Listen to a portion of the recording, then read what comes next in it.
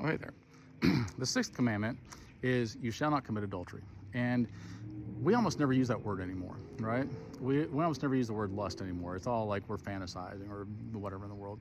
But one thing leads to another, right? And pretty soon you're in the slippery slope, and before you know it, you're having an affair. A lot of times it starts as an emotional affair, and then you end up in a real affair. And I just want to say, from being on the receiving end of being cheated on more than once, it destroys people.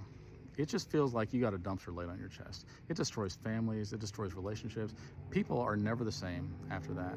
And you are ruining them willfully. And you're like, well, it's not my fault, blah, blah, blah.